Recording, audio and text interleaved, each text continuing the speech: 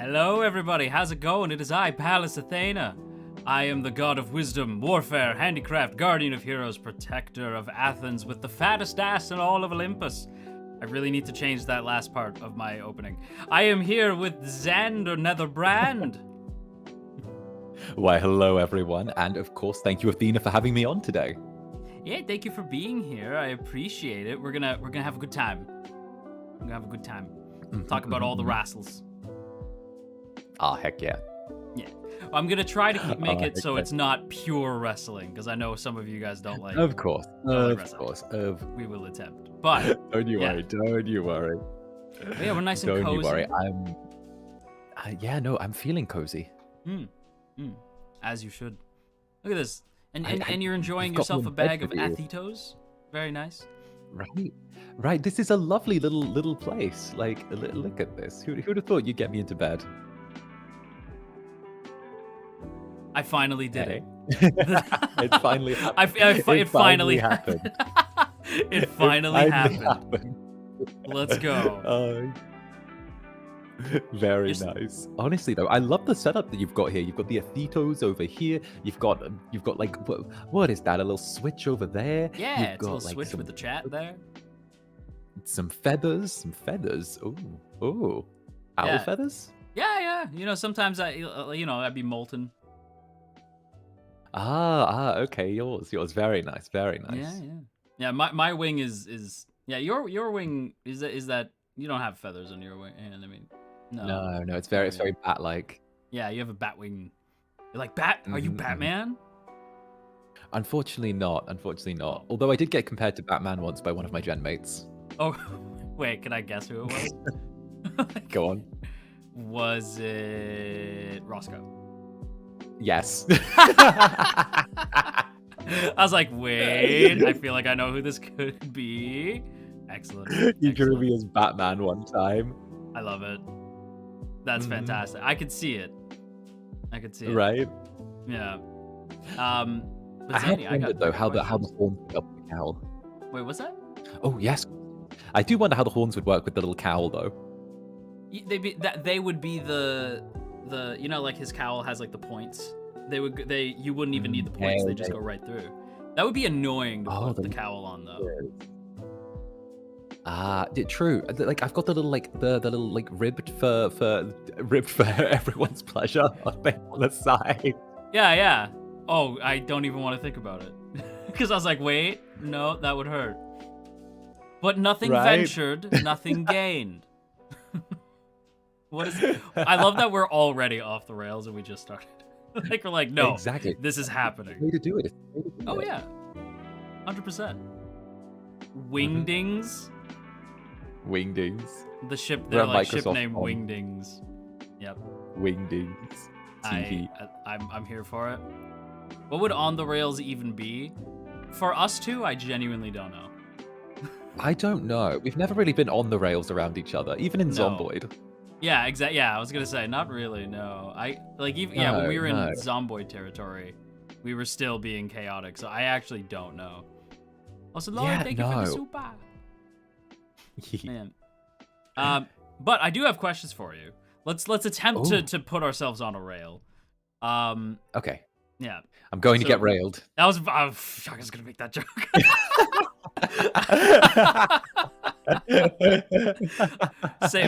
Same brain. Yeah, the chat's like, God damn it. Chat knew. Sassy, thank you for the super. Okay. Let's go ahead and start with a classic. What is your go-to cozy drink? I have a new one. This is a recent thing, but I want to hear yours. What's your go-to cozy drink? So, if we're talking about something that is warm, I will always go with coffee. Always coffee.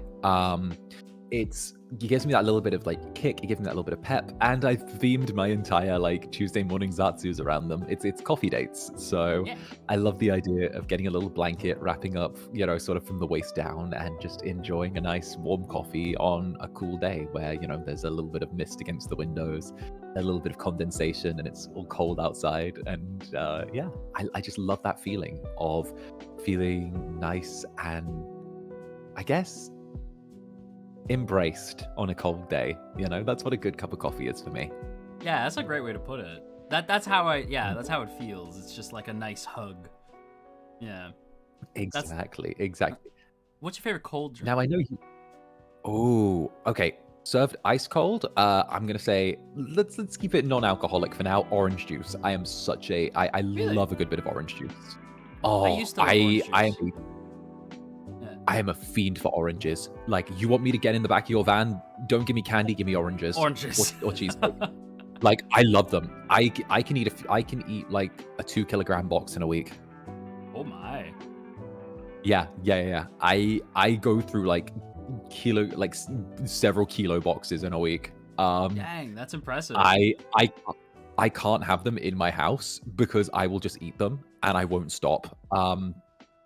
My chat have literally seen me. I think there were pictures when I first started Twitter, where it's like me taking a picture of a giant crate of like oranges, like probably like about 2-3 times the size of a shoebox, just filled with oranges, and going through them in the space of 2.5-3 days.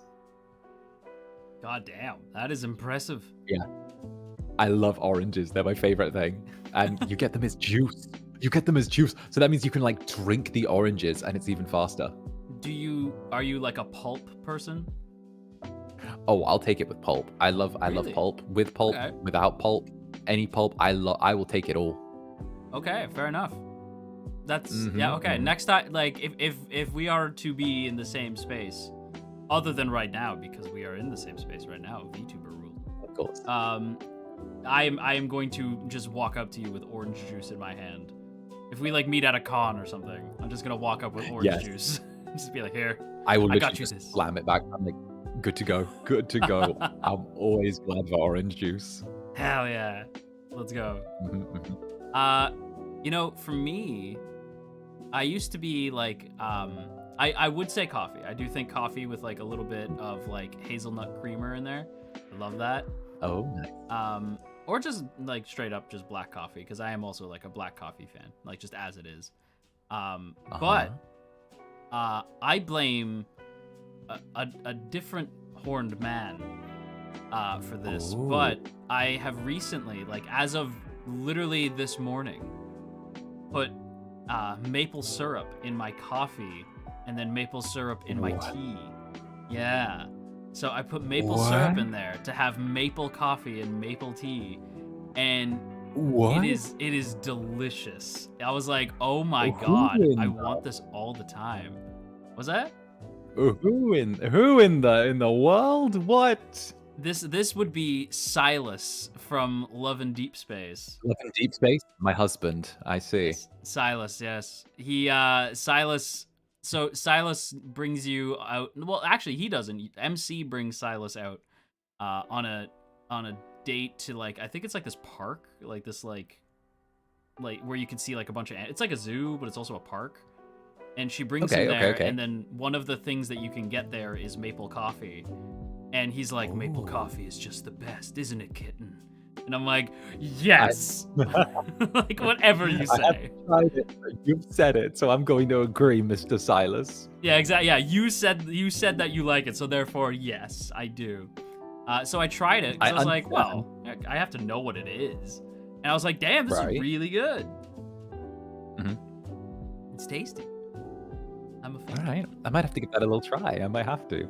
Yeah, just give it a whirl and then let me know. I can't wait for the text of like, what is wrong with you? Like, I can't wait for the message. Just what is your problem? I will not disagree. I will not disagree if my husband suggested it. 100%. Is Silas your guy? He's my guy. I'm in this thing where I like Silas. I also like Caleb. But the problem is that like neither of them quite hit that mark perfectly for me. They're both just a little bit off, and they're like either side of that mark that I want, you know? I want like my type, and the BBs know this. My type, I love a yandere. I am a like yandere fan. I need a yandere. Yes. Yeah, I need the crazy, you know. Yeah. I love a project, you know. Like I love a project, And yeah, Yes. so I'm like, Caleb You're and speaking my language. Silas get near there, but it's not fully there, you know? No, you're getting me. You're understanding. And like, Yeah. and my netherlings know this. I've spoken about this before, because it's such a toxic trait that I have. They're too nice to me. I need them to be more disrespectful, and ideally, like, worse. I need them to treat me worse. Maybe a little more aggressive, maybe a little more controlling.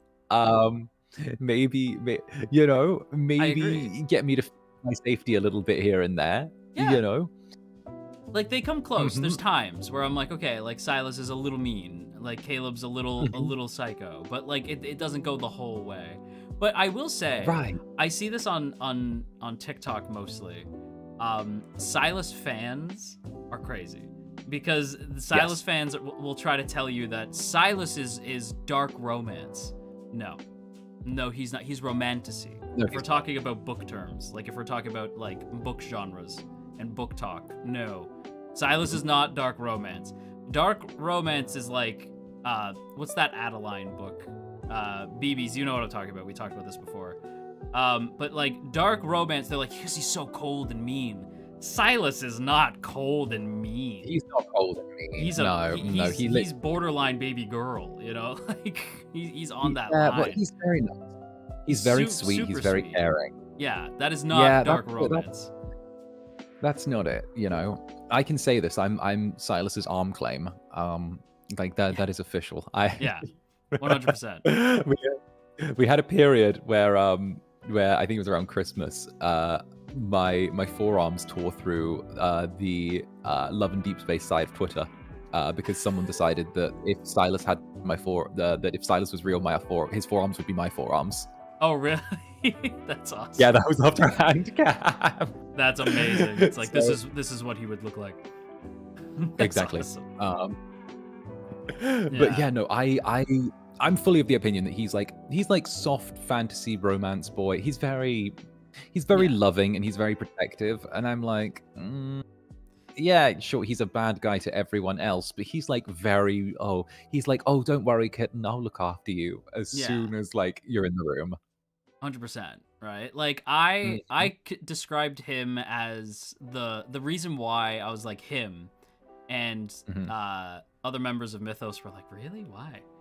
Right? And I was like, because he looks like the love child of Sephiroth and Kazuya Mishima.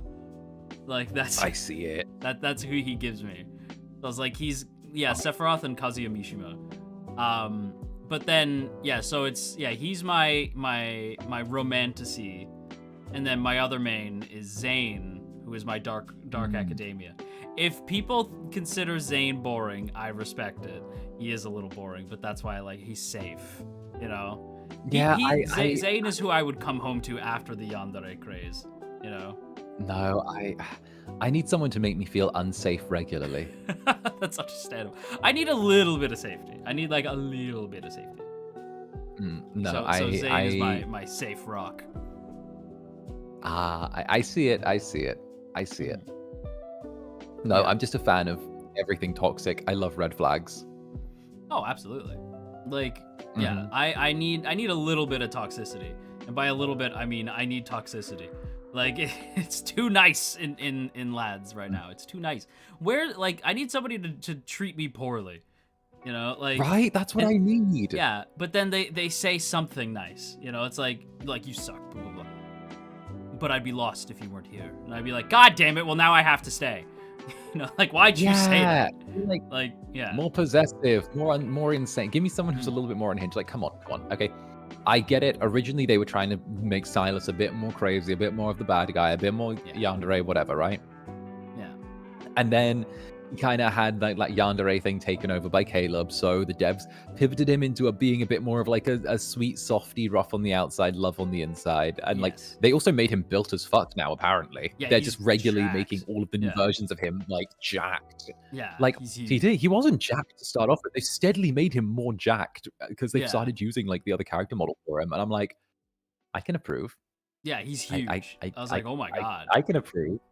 They've steadily just made him this big jacked man that wants to take care of you, and I'm like, I can approve. I was shocked to find out they're all 6 foot. I was like, wait, what? Really? Yeah, including Xavier. Xavier's 6 foot. I think he's like 6'1" or something like that. Okay, yeah, no, he's like 5'3". That's what I mean. I'm like, what do you Xavier's mean? like He's 5'3". yeah. When I heard that, Xavier yeah, no, Xavier's apparently 6 foot something. I was like, what? No, he's not. No, he's not. No, he's not. Xavier's like 4 foot. I can fit him into my pocket, and I can probably fit him in one of those little, like those little child carriers they have on your front as well. Xavier, I thought Xavier was gonna be my main for a bit, but then I was like, I don't like him as a husbando. I like him as just like, look at my son, you know? Like I'm just like, look at this little guy. Like that's Xavier to me. I'm like, I will protect this one, even though he does not need my protection. Yeah, no, he just doesn't spark it for me. I'm just like, he's all right. You're doing all right, kid. You're my neighbor. I'll trust you to watch my cat while I'm gone. Yeah, exactly. Yeah, you're a good bean. You're a good bean. Mm-hmm. Yeah. These men are too tall. We gotta bite their ankles off. I concur. I think that's the only way. Mm-hmm. I think that's what's gonna have to happen. Agreed. I love how this started as a like, what's your favorite like cozy drink? And I somehow dragged us into Lad's Hell. Just by well, to be fair, you know. Yeah, but this is what you can expect. My toxic traits. Yeah. Yeah. This is what the stream is going to be.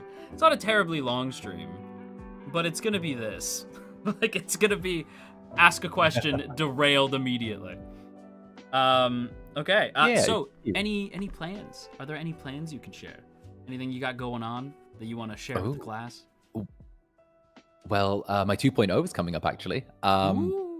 My 2.0 is happening in the first week of May, or the very start of May, and I am getting a whole overhaul on my look, total change up, full Xander Netherbrand 2.0, which about damn time. I've been waiting for this for ages and ages and ages.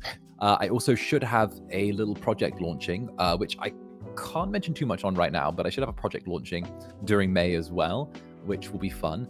And it's hopefully going to be something that benefits FSP kind of as a whole as well, just to help polish the entire company and brand a little bit. And that's cool. After that as well, I'm also looking at doing some more music stuff come summer. Oh, really? That's awesome. That's so exciting. Yeah. There's some stuff that works. I feel now this would be crazy to think this, but I bet that you are not a ska music fan. I feel as though you are not a fan. I don't know why I get this feeling. You've heard of this. I get this sense Where did you that hear you don't like ska music, and that breaks my heart. Mayhap. I can't. But Digimon invented ska music, as we both know. Like, Digimon. Did you like hate the Digimon soundtrack back in the day? I didn't hate the Digimon, like the first one. The one was like Digimon, Digital Monsters, Digimon, like in the movie when they're like, because the movie's soundtrack is like 90% ska. Like, do you think it's strange that this way? I swear to God, I will cover a ska song just out of pure spite for Zanny not liking ska. Do it. Do it. A ska cover in the works. Cover a and, ska song. Yeah, and in the thumbnail, it'll just be a very angry looking Zanny in the background. Like, just just me in the corner. Just me in the corner. I will get FSP to give you the rights to use like all of the model stuff, everything for me, just in the corner of like one of your music videos, just angrily pouting. Yeah, just angry and upset. So yeah, but I can't. Like that to this day. I'm like, damn, that boy don't like ska. You don't like fun. It just ends up being like a load of noise and trumpets, and it's like, okay, I get it, but like, yeah, it's literally just like noise and trumpets. I'm like, okay, cool. We've got trumpets and we got stuff going on, and more trumpets, and oh look, more fucking trumpets. Like, there is a lot of trumpets. It is very trumpet. There's heavy. A lot of trumpets. Yeah, it's There's very heavy. So much trumpets. You think is there such a thing as just enough trumpet?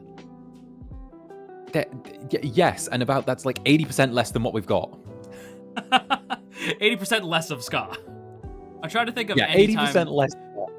what about bands? Okay, what about bands that have like a bizarre instrument? Like, I don't know if anyone remembers the band Yellow Card, but one of the members had a violin.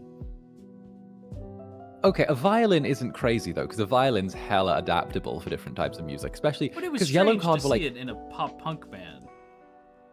I mean, yeah, but they were also riding that slight emo wave as well. And if we look at, the other sort of like emo wave bands, Fall Out Boy were using live orchestra more and more at the time. Evanescence also had used violins several times, So it kind of made sense that other people in the scene at the time, I think Dashboard Confessional as well, also were like touching on that direction. So yeah, see, I know my I was gonna music. say, damn, Dashboard Confessional. What a pull! My God. Impressive. I know. I was part of the scene. I was part of the what would that be? Second wave emo? What would that second? I think that was probably second wave emo, right? Yeah, that was like the scene was kind of an kid. I think probably scene was like an adaptation of third or fourth wave. Yeah, it was always like emo adjacent, but like not quite there. But I will say, for anyone who doesn't know what Dashboard Confessional is, if you've seen the second hit film Spider-Man 2, if you've seen Spider-Man 2, they sing the song Vindicated, which is an absolute banger. Vindicated brought me. Vindicated is a like top tier superhero song, and by the way, Spider-Man 2 is still the best superhero film. I will hear no arguments on it. It is still the best one. There is no better. Sorry to say. Well, until that Superman movie comes out, that might be top tier. He's my favorite. Wait, which Superman? There's James Gunn is doing a Superman movie. I am so detached from like everything DC nowadays. I'm like, is That's it animated? No. Okay, no. No, it's like real life, but crypto's in it. Yeah. Oh, that one. That was the one where he lets out like the little yelp when he gets like kicked by the dog. Yeah, because Crypto's like, because he's like, Crypto, home, take me home. But Crypto's a dog, right? Oh. So he does not understand. So Crypto just starts jumping on him because he thinks they're playing. And Crypto's like, Superman's like, no, Crypto, no! I guess Crypto starts beating his ass. And he's like, no, and he's already beat up. He's like, Crypto, stop! Yeah. But yeah, it looks very good. I hope I hope it's a good I don't know.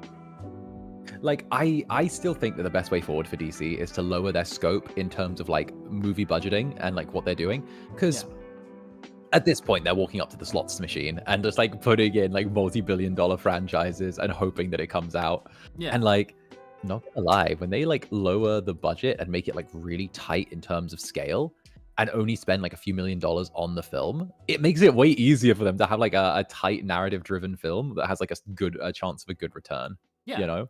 I am down for what Gunn wants is he's like, no, comic book. Like everything's bright colors, everything's like craziness. And I'm like, for a Superman movie that makes sense. For Batman, I want grounded. I want like it all takes place in Gotham. We're not running around Metropolis or anything like that. Like it's just Gotham. It's just one villain, right? Mm-hmm. Unless you're doing like the Long Halloween, in which case, like, yeah, sure, you can have as many as you want. The Batman is great. I'm not gonna argue with that. But yeah, I do think what I want out of DC is just animated stuff. I don't really need the live action stuff. I don't need the live action stuff. They did good with their like TV stuff for a while, and then they went too deep into the TV stuff, and then it's like come back. Not everything is the Arrowverse. Come back to us. Yeah, not everything has to be Arrow. I think. Yeah, no, I think that they should probably just... I would like to see them tip very heavily into more John Constantine, because it's something that I think still has a lot of brand value there, and I think that animated John Constantine having a long episodic series run would go really, really well. Yeah, I'm surprised. I forget the Matt something. I forget the guy who plays Constantine in like the live action, but also the animated run. Like, because he when they did like those animated films that were like back to back, like same universe. Yes. They brought him back from the live action show to do the voice, and I'm like, him, always him, constantly him. Yeah, I'm fine with him That's the thing. coming back. They've had him appear in full movies, and they've had him appear in full animated movies, but they haven't done like short series. They haven't done like 24 episode series of him. And I feel like that's just some money that's been left on the table, considering how well the movies were received. Unless I'm wrong, and I might be wrong, I'm pretty sure they killed him off recently. I'm pretty sure John died. Oh, please. I think It's comic books. Yeah, they can bring him back. But like I'm pretty It's sure comic John's dead. books, all right. Just say like John came wizard back, did it. he doesn't know how, and in the first season is trying to figure out like I died. And in the weird house of mystery or whatever, like, so how am I still here? Like that could be fun. Like him trying to figure out like how did I not Also, you know what I like about Constantine that other like hero stuff doesn't do? There's a scene in an animated movie, spoilers, I'm about to spoil the hell out of something. Zatanna, is that her name? Zatanna? Yeah, Zatanna. She's getting torn apart. Like parademons like attack her, she's getting torn apart. And she like reaches out for Constantine and shouts like, John! And he sees that and he's like, oh, fuck this. And just like runs away. And I'm like, yeah! And that's his love interest for the record, right? But it's like, yeah, like, and like you find out later that Zatanna set a spell to make him run, right? Which I'm like, no, that cheapens it. Like he knew that she was telling him like, go, like just go, right? Like, because I think it makes more sense if he just ran. Yeah. If I might interject, as much as John and Zatanna make sense, give me John and King Shark right now. John and King Shark. Yes, I agree. I agree. But I'm saying in that film they were love interest. But King Shark deserves love too. Okay. I want King Shark. Yeah. All right, give me my boy. Put those two. Let's get those two together. Okay. It doesn't need to make sense, but I want it. Yeah, 100%. Nobody stays dead in comics except Uncle Ben and Jason Todd. I don't know how to tell y'all this, but Jason Todd is very much like, even Uncle Ben came back. Nobody's dead in comic books. That used to be the rule. Like, it used to be the rule that the only characters who stayed dead were Uncle Ben, Jason Todd, and Bucky Barnes. And one by one, they all came back, right? Alfred will not remain dead. That is so dumb. I cannot wait for them to reverse that. It is so dumb. I hate it. And they're like, no, Alfred's dead. Please. Alfred's dead and he's not coming back. Please. Please. This How many is so times dumb. has the universe been rebooted in the last 10 years? Hasn't it been? Has the universe been rebooted like at least 6 times in the last 10 years? Yeah. The silliest it has been, for one thing. And like I cannot stand the whole like, no, Alfred's dead and we're sticking to it. I don't care. Stop killing characters. I know they're just gonna come back. How about you do something more than just kill them off? How about like traumatize them? Like how about like hurt them in some way? Like if you want the stakes high. Because death means nothing in comic books anymore. It's like in Dragon Ball. Death means very little. You need to up the ante in some other way. You know? I think as well, like, as much as we've had these very long comic runs, which have been going for lots of time, I actually think that we need to actually pivot a little bit and go back to short form. I think that the short form 5 or 6 comic arcs that were just very self-contained, and maybe they did slot into a larger kind of discography of like, or a larger sort of chronology of things. But I just feel like when it's 5 and you can just pick up that story end to end, it's self-contained, it's good, right? Then it works, and there are no influences. It's all very. I feel like that's fine, and yeah, sure, all of the interconnected universe stuff is great. I love that. Yeah, sure, you can have references back to previous things, but here and there, like, it feels like big events where everyone gets together happen so regularly at this point that it's completely detracted from the pull of short solo runs. Yeah, well, it's I think that's a big reason why there's so much like MCU fatigue lately, like because people are like, I see these characters all the time. I'm gonna be so for real, and this is the meanest part of me. You need to kill a lot of those characters off. Like you need to get rid of so many of them. We are in the same boat. Okay, let's go. Let's go. We're both long. Just kill most of them. Yeah. Also, like, when I say kill them, I mean like kill them. Like, just get rid of, either kill them or retire them. Edit. I don't want to see like On. Robert Out. Downey Jr. come back again. Like, stop it. Oh my god, I had a whole rant about this the other day. They're gonna have him doing this till he's 90. They are going to have him go. He's their cashier. Yeah, till he's 90. Deadpool moment. But like, for sure, they are going. That man is going to be in his wheelchair, being fed through IVs and shit, and they're going to be wheeling him out to go. Look who's back, everyone! Yeah. Look, it's RDJ. It's Tony. Yeah. Well, I saw somebody be like, well, I guarantee you, because people like okay. And BBs can back me up on this. Every time I make a prediction, I am right. Like, I have never been wrong when I make a prediction. I'm making a prediction right now.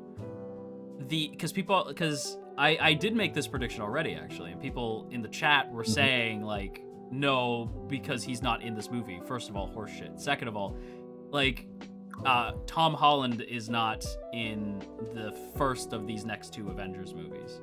And I'm like, bull. I don't believe that, right?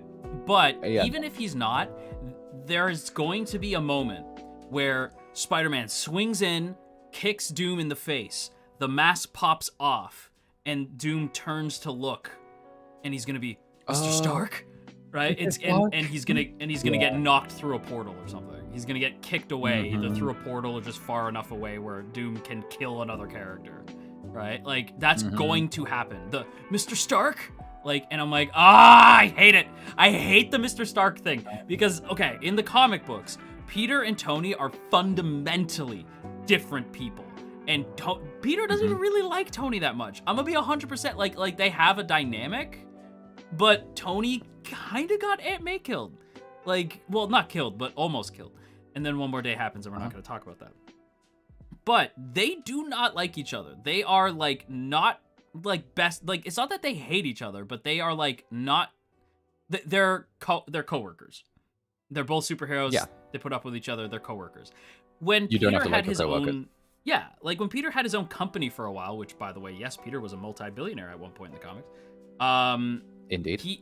It was the dumbest run, but like, well, it wasn't like the worst, but it was okay. But there was some pretty bad Spider-Man runs over the years. Yeah, Slot's Spider-Man run was long and not great. But let us never forget the time where Spider-Man killed MJ via his radioactive sperm. Yeah, his radioactive spider spunk. Like, not his radioactive spider spooge. Oh no. Yeah. No, that happened. BB's Netherlings, that happened. That unironically did happen. Spider-Man, there's a run where they explain that like it's set in this like a post-apocalyptic future, and the whole time you're wondering like why MJ is being so cold to Peter and not talking to Peter, and it's because MJ's not really there. Peter's just imagining her there, and then you find out that like she died because he's like, all those times that you loved me. Right, like, you loved me and it killed you. All those times that we spent together, those long nights together, it killed you because I'm radioactive. And as you're reading it, you're like, what does that mean? And then the gears start to turn. You're like, oh no! Like, oh no! That's not canon, for the record. That's like a what if. But like, yeah, that did happen. I hate it. I hate that so much. Oh my god, that is the worst. It is the worst. Ugh. Right. Thank you for reminding me that happened. Like, I totally it was forgot great. about that. Yeah. But this is what we're talking about. Do small runs like that, where you can have silly stuff, and then people could be like, was it canon? That's up to you. What's canon is up to you.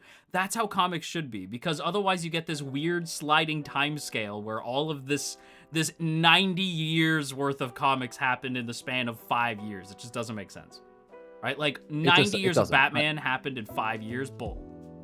Like, no way. I totally like. I pick out my own canon when it comes to comic books, and I think that's the best way to do it, to be honest. I hate established canon, especially with comics. I hate forcing the law, right? Agreed. And I think that the multiverse thing was a rather, like, on one hand, it's elegant for terms of storytelling, when you want to try and say everything's canon and nothing's canon at the same time. But also, like, it's a bit of a crowbar when it comes to trying to get the audience on your side for, like, things like movies. Because after a while, it just becomes, okay, well, like, you've got the movies and then the backstories and the comics, and you've got comic filler, and then you've got things in between, and it's like, are all the filler arcs valid? Are the fun little ones valid? Is when Joker visited the orphanage and made one of his henchmen adopt one of the children valid? Yeah. Is when Joker fed an orphan child bugs also valid? Well, well, even just look at Batgirl. Batgirl makes no sense anymore. Like, Barbara does not make sense anymore. Don't start. I actually get so annoyed at this, okay? I get so annoyed because personally, I feel like they robbed Barbara of a huge part of her arc, and I think they robbed some of the message from her by having her become Oracle, which was a huge thing. I think that it was her showing that she had, even though she couldn't do what she used to do after she was shot and she ended up being confined to a wheelchair, she could still, like, contribute massively to the team, and in a lot of aspects even more than she was as Batgirl, and that she was doing incredibly. And then they popped her back in the Batgirl suit and they treated it like the whole Oracle thing never really happened, and it's it was like weird. I hated that. That was a dumb run. Well, especially when, like, I forget her name now, but there was a there was Barbara, and then after that was a different Batgirl, and I can't remember her name. Stephanie Brown? Not Stephanie, the one after Stephanie. Stephanie, the one after Stephanie. That wasn't spoiler. Cassandra. Yeah, she's the one. one. Oh, Cassie Kane. Cassie, yeah, Cassie. I'm like, Cassie was cool, right? Because Cassie was the one who didn't talk much. Right, like she didn't like to talk, so she would sign, right? And I'm like, that's cool, like that's cool. Or like she would say like one word responses, right? It's like, that's cool, I like that. Nah. Where's Cassie Kane? Like, no. Yeah, where's Cassie Kane? Don't worry about it. That's like modern. That's what I don't like. It's why it's hard for me to get into Batman comics right now. Yeah, no, I've had this opinion for a few years. The Batman comics, just like the Avengers, need to kill a bunch of the Bat family. We need to have a reaping. Like, we need to treat it like it's harvest season, okay? Yeah. Spoiler, Signal, Spotlight, Orphan, these are characters that have not made cameos in the comics. Blue Jay or whatever it was called. Yeah. Blue Jay. These are people that have not made a cameo or an appearance or had a mention in ages. They just sat there on the sidelines. It's like, oh, we need to bring up some Blue Jay. No, just kill them. You know what? Be done with them. They're done. Here's how you make everybody happy, okay? The absolute universe is a thing that's going on right now. Right? And it is absolutely awesome because there's no, like, it's all brand new and there's nothing, and I'm like, cool, whatever. Buff as hell Bruce Wayne, who's not a billionaire, cool, I'm in. Loved it. Yeah, 100%. Loved how he looks like he's on Titan. Loved it. Yeah, he literally looks like a space marine. I'm like, yeah, cool, whatever, I'm here for it. Dude has muscles in between his muscles. Yeah, he's huge, and the Batman symbol on the chest. People are like, why is it so big? It's chunky. It's chunky, right? It's because he can take it off and turn it into a battle axe, and he chops people's hands off so they can't fight back. Yeah. Stop! That's so cool. For the record, if for anybody who's like, how? He's an engineer. That's how. Like, see, he can make... The excuse is he can make cool stuff. He's an incredibly intelligent engineer, and that's how he can do all this stuff. And he's still Batman because his dad's still dead. Sorry. Yeah. Sorry, right. Can't remember his name now. Why, Dio, thank you, Vivi, for becoming an armored BB. What is Bruce's dad's name? Thomas. Yeah, Thomas still dies. Yeah, it was Thomas and Martha Wayne. Those were his parents. Yeah, I don't even mind the direction with, like, I find Superman kind of weird, but, like, I get why. Because Absolute is supposed to be a universe where Darkseid is, like, in control of it, or, like, Darkseid made it, so his influence is there. So it's a much darker universe for these characters, but I don't like a Dark Superman. I've never liked a Dark Superman. I just think it's weird. I don't like it. I'd rather him be removed out of the mix than have, like, like, so dark evil cooler. corrupt. Yeah, if, like, there is no Superman, because Darkseid hates Superman.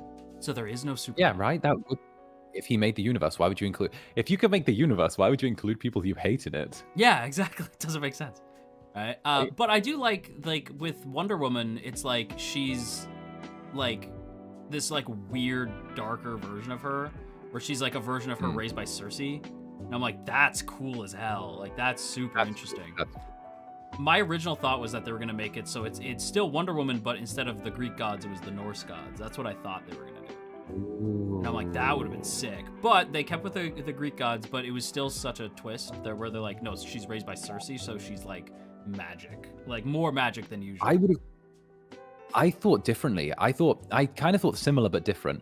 I didn't think Norse gods. I thought they were going to go Roman pantheon for that, because That obviously would've they were been a lot more warlike. Yeah. They went from, you know, your people to the Roman ones. Yeah. You know, Minerva. yeah, it was like you guys got a little bit of roid rage when you swung around to joining the Roman Legion. Yeah, I was like, why did the Romans make us so mean? I don't understand. Why are we all so angry now? Yeah, why are we all angry? Do we hate everyone now? Yeah, I tell the BBs that if like I have a Minerva mode where if I'm pissed off, that's not Athena talking, that's Minerva talking. But yeah. Right. Yeah. I could be wrong, but did Harley Quinn kind of imply at the end of her movie that there was going to be a Batgirl movie? It was years ago. I don't remember.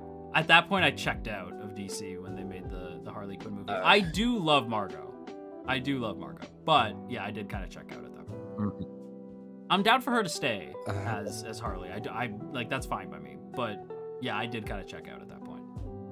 She's a great choice for the live-action Harley Quinn. I think the problem is just that they keep doing this thing where they're trying to build an extended universe before they've even managed to get solo character movies right. Yeah, well, and this is another thing too. I feel like Marvel has this problem too. Some characters just can't be the main character. Harley does not strike me as main character. She never has, right? I think Harley works best on Suicide Squad. Because I'm like, she's best as like, or like Birds of Prey or something, right? Where I'm like, Harley makes sense in an ensemble. It's the same reason why like the pirate movies that focus on Jack kind of don't work. Because as fun as Jack is, you don't want Jack all the time. You know, like you want Jack in. You need something to modulate the plot. Yeah, and like Harley's that way. I'm trying to think of another character who's that way. Like, they made an Echo show for Marvel. I'm like, Echo? Echo got her own show? Echo? Werewolf by Midnight got his own show?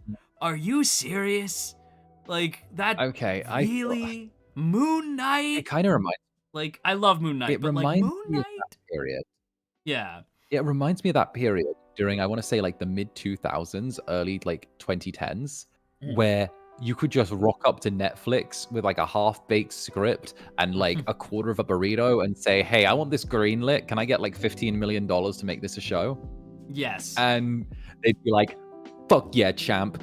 You want a show about different types of bricks? I got you, okay? You know this. Hell yeah. Like, you want to compare different types of moss on screen while a guy plays a ukulele in the background? I got you, chief. That's going to be A1 television right there. Yeah. No, BBs. This is not Netflix anymore. Yeah, as Renko said, this is more Amazon Prime now. Amazon Prime is like that now. Yeah. Or like Apple TV, and it'll get canceled after a season. Hey, it doesn't matter. All I need is to get my payout, then I can run. Yeah, exactly. I just need people to my name beside the project. That's it. Listen, you don't need to have your show last more than a season if you've already embezzled most of the budget from it from beginning to end. Okay? There you go. See, we're teaching you guys. We're teaching you. You know, exactly. You're learning. This is an education channel. Yeah. Your neural net processors, learning computers. Yes. Right. Zanny. Yes, would you like another question? Go for it. We went off on a total tangent. We did, but it was fun. What would you say is your favorite memory? What's your favorite memory as a member of FSP? Oh, April 5th, 2024. Actually, no, scrub that. I'm going to say April 4th, 2025. I have like a new favorite memory. Really? And it happened very, very recently. So I'd say the first, I'm gonna give you both of them just for the sake of yap. The Absolutely. first one, April 5th, 2024. I think it was my second ever hand cam, and I'd been really struggling becoming part of FSP. I didn't know what I was doing. I didn't know where I was going. It felt like I had like no clear direction with like anything. You know, I'd been struggling behind the scenes quite a lot with the sort of corporate structure of things. And at the same time, I felt like I was really struggling to connect to my audience, my netherlings, my everything, you know? And it was this silly little hand cam where I decided I was going to do afternoon tea with everyone. And it was just me buying a bunch of pastries from the store up the street, some like biscuits, some stuff like that, and just making tea and drinking it with everyone. And I did it, and I don't know what happened during that, but something clicked, and it was just absolute fucking magic from that point. It just felt like everything started to slot together. Everything just went, and suddenly it was just there.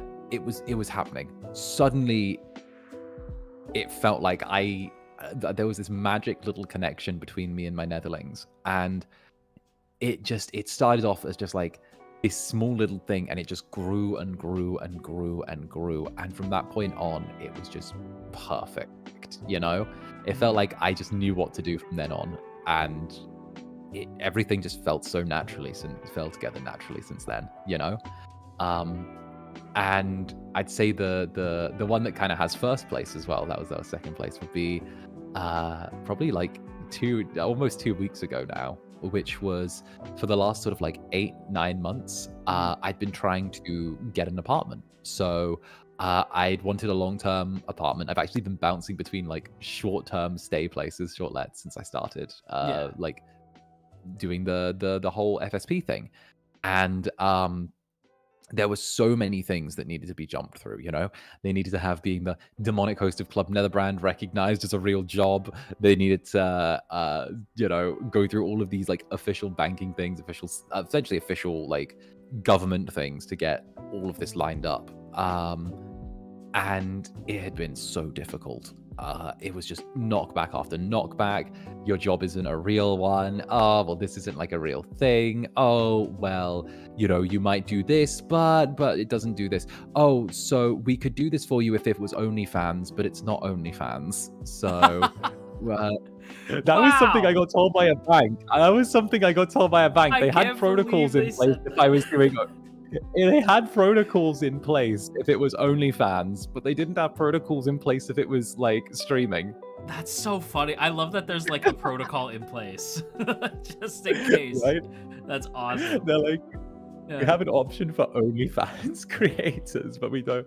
But it was while I was live on stream playing Danganronpa, I got a phone call and I declined it because I was on stream, and it caused my inbox to open on my screen because it was like it was through WhatsApp, and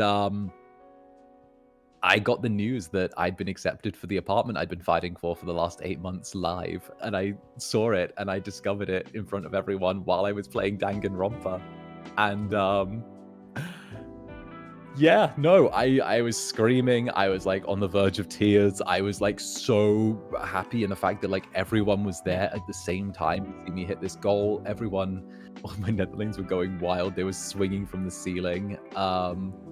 It was probably it was my happiest moment on stream, honestly. And it was the fact that like it happened while everyone was there to celebrate.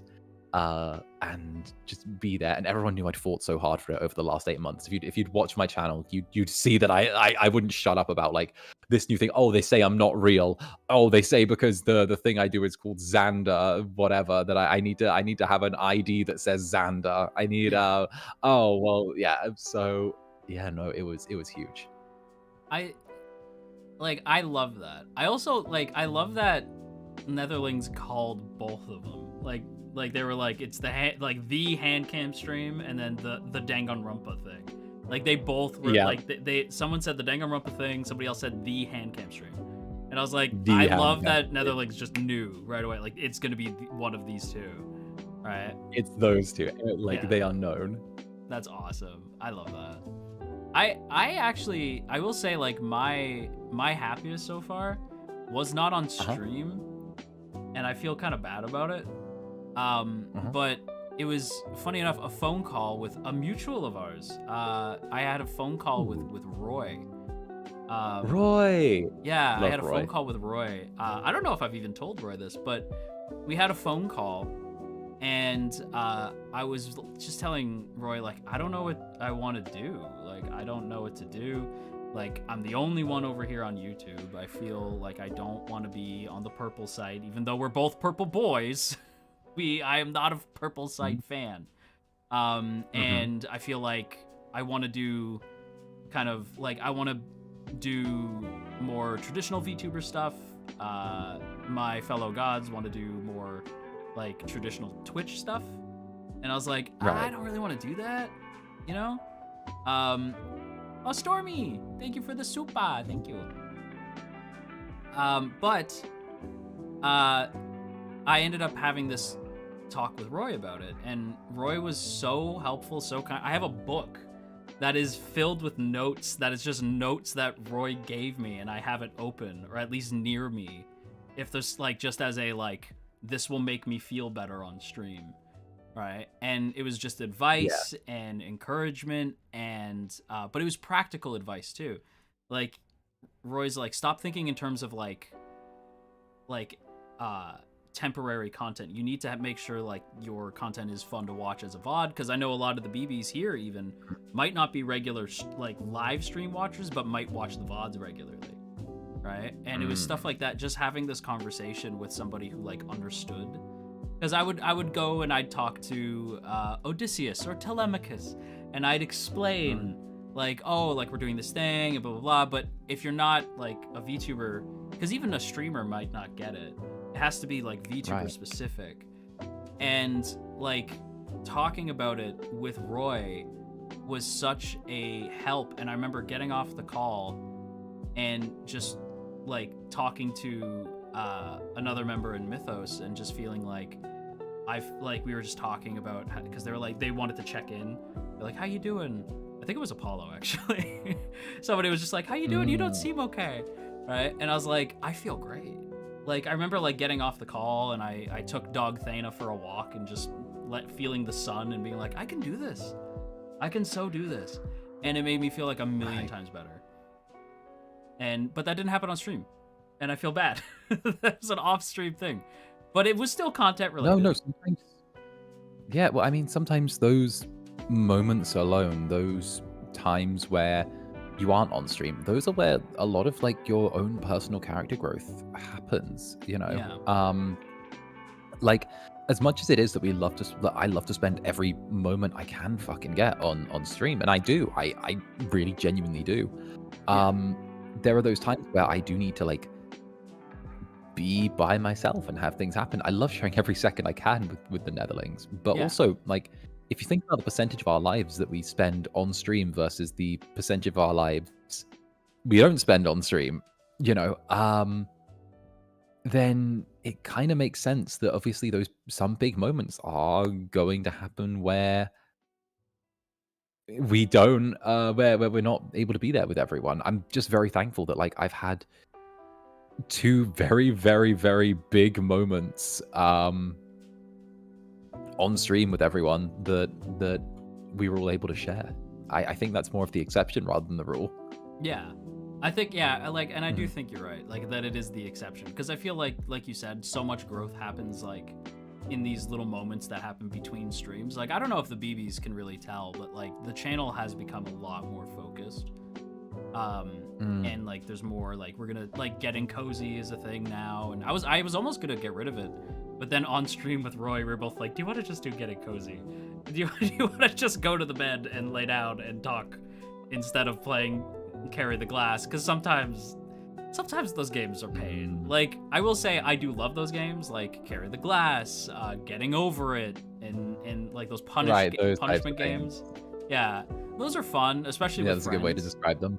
Yeah, but fun. But they're great content. But sometimes it's painful, and I'm like, I'd rather just hang out Mm. with a friend and talk. And I feel like that's something that I needed to learn is like I am also a god of yapping, and it is a skill Right. because I feel like it's a skill I have. I might as well use it. You know, No, I get fun that. and I mean, enjoyable. you know, Yes. originally, you know, my coffee dates weren't slated to be a huge part of the stuff I did. You know, Mhm. when it very first started off, I actually like got advised by like other people that like, hey, maybe you should do something like a little bit more action packed that isn't, you know, very like just sort of chatting back and forth focused. And I was like, no, I feel like that's the time I'm able to engage with my netherlings the most. Yes. I'm able to talk with them. I'm able to have those comfy moments with them. And I think that it's a really good way to have it because they've ended up becoming a staple of what I do. And it's a thing that like people do tune in for. People go out of their way to tune in for the coffee dates. They literally like I've seen it steadily grow. I've seen the amount of people who turn up steadily grow. I've seen people mark it as like this is like one of the must-watch streams that I come to every week. And it's crazy that like not just that, but like other VTubers also are like, oh yeah, I just lurk during it because it's always fun to watch you do the little coffee dates. And I'm like, Yeah. I don't know, when you're having other people who make stuff say, hey, I take time out to watch this because I enjoy it, and you've seen that consistent like growth of something, then you're like, maybe I'm doing the right thing. 100%. Like when I was learning, when I was on Olympus learning about VTubers before coming back off the mountain, you and actually a lot of the FSP boys were some of the first that I like really came to know and watch. And I was like, I would be like a regular lurker. I would talk sometimes, on an alt, but because I'm so new, but I would talk Oh, like in yeah, there. no, And baby. yeah, total baby. But yeah, I remember Mhm. like those Zatsus were something that I was like, I love this. Like I just like how calm it is, how it's very like conversations are going, and you would think that it'd be chaotic because it's like multiple people all having a conversation, but you've always felt the flow of it, and like it feels like a natural conversation between you and an entire group of people, but it might as well be one other person just because of how naturally the conversation flows. And that's hard to Yeah, do. that's how I like treat it. Yeah. I really like to treat it that way. That it's kind of just me getting to sit around and have a bunch of little wild netherlings gather on like my lap or my shoulder, or run around the bar swinging off of things and just having a cozy little time with me. Yeah. I think that's awesome. Like it's one of the like I've taken a lot of inspiration from that. Like of being like not like I was like, I'm just gonna lean into the yap. Like the yap is strong. It's a powerful tool. Yeah. Now, No. yeah. Oh, go ahead. Oh, I was just gonna say, if you can master the app, you can master anything. 100%. Like it's people think like, oh, people are gonna find me boring. No, I promise. If you are like, it's a skill that you can develop. Like I know that sounds dumb because it's just talking, but talking to an audience, keeping on track and keeping the conversation flowing and entertaining is a skill. Like that is something you have to like learn to get good at, especially your first few times streaming, because you're gonna be so nervous, right? And like sometimes you might even like especially when you're starting out, there might not be a whole lot of people there, so you have to learn to fill that gap in conversation. It's tricky, but I feel like it's something that you in particular have mastered really well. And I don't know, I'm impressed. As Lori said, the Z in Zatsu stands for Zanny. It's true. I concur. Yeah, I think it was just that steady process, because I think, I actually, as you were, but also like for real, was a baby when I popped out into FSP. I was full fetus. Zero experience in the ring. So I think the Netherlings have got to see me go from like being in in corporate environment with zero experience to what it is now, and they've got to see that arc from beginning to end, which I love, you know. Yeah. You mentioned Ring, and I feel like we've put it off for long enough. WrestleMania, Zanny. How are we feeling? Okay. How are For we those who feeling? don't know, wrestling is one of my little guilty pleasures. And heck, where do I start? I'm not as active an enjoyer as I used to be, but I still keep an eye on things. There's some stuff I love this season. There's some stuff I hate this season. Yeah. The build up is looking really interesting. The CM Punk the CM Punk Roman Reigns Seth Rollins triple threat match looks like it's probably gonna be the highlight of the entire thing. I think so. I mean, yeah, it's probably gonna be the highlight of the entire thing. Cody Rhodes, John Cena. I mean, I'm glad they took The Rock out of the mix with that. Didn't need him there as like the dark overlord of the whole thing. I want your soul, Cody. Wasn't necessary. What the fuck was even that meant to be? What was why is he Shang Tsung now? What was the selling point there? Yeah. Like what? Like it just felt unnecessary. Like what? Yeah. Oh no, you're going to put him in more movies that are kind of B-list, and you're going to give him more money than he already makes, and you're going to give him more appearances than he already gets. Okay, yeah, sure. Yeah, I mean, Cody, still don't see what the pull is for John Cena in that, but you know what? Yeah. Yeah. Like, I don't know, maybe if they sent him over to I don't know, throw that offer to like, I don't know, fucking Carmelo Hayes or someone like that, who's like, you know, who wants to be kind of pulled. That's his whole thing. Who wants to be there? Yeah. Right? Like, exactly. Like Carmelo Hayes would have run with that, but at the same time, it's like I didn't even think of Carmelo, and now I'm like, no, they're doing him so dirty. They're doing Carmelo so dirty because he's so talented. He's so fun. I love Carmelo. Honestly, a lot of the NXT kids, I'm like, man, you guys need to be doing more with these guys. They're over as hell. They're incredibly talented, and I hate to say it like this, but they're young. Like, so many of them are young and can do it for a while. Whereas guys like Cena, this is his last run. R-Truth, love him to death. He's in his 50s now. For a wrestler, that is old. Like, that is impressive that he can still go. But you can't rely on everybody to be R-Truth. I remember a time when John Cena did not have a bald patch on the back of his head. Yeah, I don't want it. He finally put some Rogaine on there. He rubbed some Rogaine on it and got better. But like, oh my god. I remember before he had that little like monk spot going on there. The little I don't even know what to call it. Like they're looking like a Gregorian monk where they like got the little bald spot going. Like my days. It's like it's hard to watch. Yeah, it's like no Cena, no. I'm like, dude, keep the hat on. Yeah, wrestle with the hat. Find a way. Get one of those little head protectors. Chad Gable had one for ages. Yeah, do it. Yeah, Chad. It's such a shame that Chad will not be at Mania.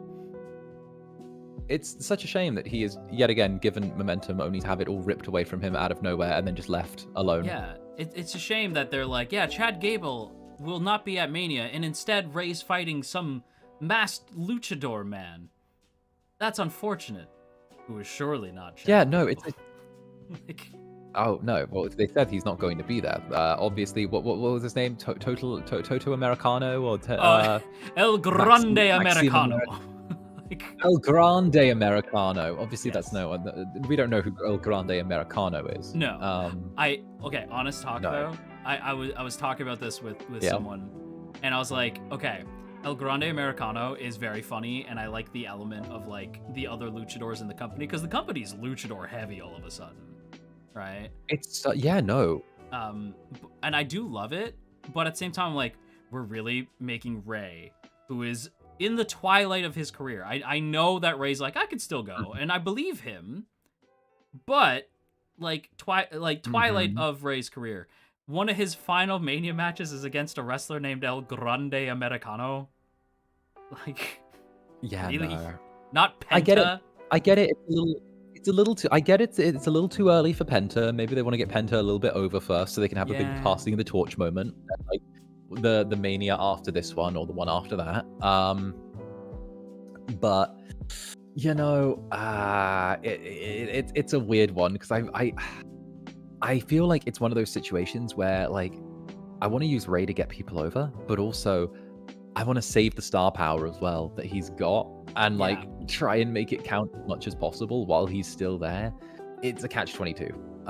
Total catch-22. Yeah. Meanwhile, we don't. Meanwhile, they book themselves, and this is the first time I'm going to criticize the booking really heavily.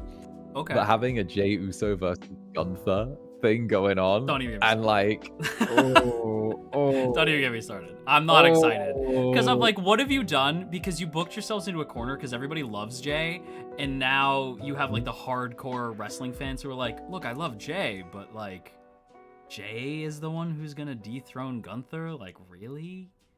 Yeet guy? I'm a bit of a Gunther. I'm a bit of a Gunther, you know. Me too. Guy. I'm a Gunther guy. That's my guy. You know, like he has. I love the way he does it. Everything is so heel with him. I love the way he grinds the pacing of matches to like a halt when he wants to. Yeah. Honestly, like I get why Undertaker picked him as like the next big one. Yeah, because Taker literally pointed to him as like, you are the guy, right? And he is. Like, I think like Roman went on this like 3-year tear, right? Like over 3 years, right? Was it over 3 years? No, it was 3. It was 3 and change. Yeah, like three some change.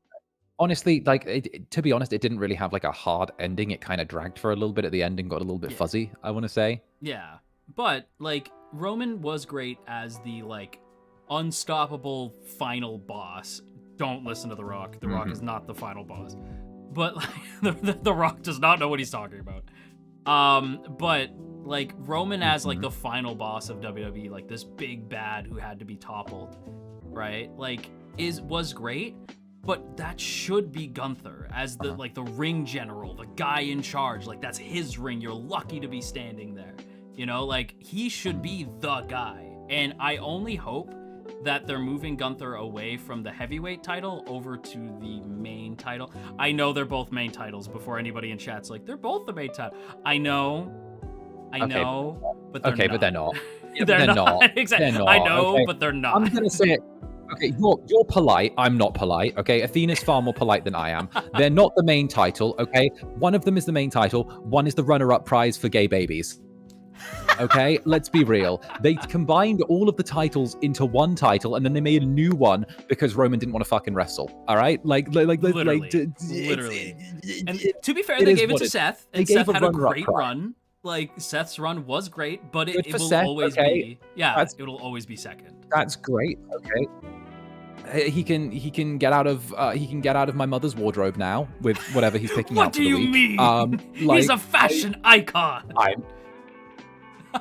So am I after enough drinks. But like, it's cool. Okay, you can have your participation trophy belt. That is all good. Okay, it's fine. It's not as much of a participation trophy as like the women's mid-card belt because that's just insulting at this point. The fact that Chelsea has put that belt on her goddamn back and run with it, and they didn't even put her on the card. She's not at Mania. I'm like, are you kidding me? Right? Like, that's insane. Lyra. They gave Lyra the Intercontinental title. For the sake of clarity. Yeah, like... For the sake of clarity. Yeah. I'm not dissing on the idea of a women's mid-card belt. I think it's a brilliant idea. No, okay, I'm glad. Good to clarify. Yeah, good to clarify. No, it's the booking of it. Since it's been given in. It's not been given the right gravity. I think it deserves way more gravity. I think it deserves way more focus. And it's kind of just treated as you're kind of over with people right now. And we don't really want to put you in the main picture, but we also don't want to have you looking up at the lights every week. So we're just gonna just give you this as a whatever, and then have you maybe get a 2-minute TV segment every once in a while. Well, it bothers me because like 2 of my favorite women on the card right now are Chelsea Green and Michin. right? And I'm like, they're both so good. Michin is so good when given the chance. She's like a hardcore champion waiting to happen, right? She should be like this like badass hardcore champ, right? Like the mid card is perfect for Michin. Michin as like the world, like the women's like world champ. She's one of my favorites. I kind of can't see that happening. Maybe one day. But as of right now, she'd be the perfect person to dethrone Chelsea, and I would much rather see a hardcore match at Mania between Chelsea and Michin than I give a rat's ass about Charlotte and Tiffany. I love Tiffany, but I don't. Let's get it. I'm letting everyone know. I'm letting everyone know before stream. Okay, before stream, Athena was like, "Oh, Xander, we might end up getting into wrestling a little bit. I'll try not to drag it there too quick." And I was like, "Okay, that's cool. That's cool. Just don't mention Charlotte Flair, and we'll be fine." That's my trigger word. That triggers me. That's what I was like. I'm gonna drag us right over there. Well, and then what the booking of the okay, I love Trips. I think when he wants to, his booking is great, and he's very much like a long-term guy.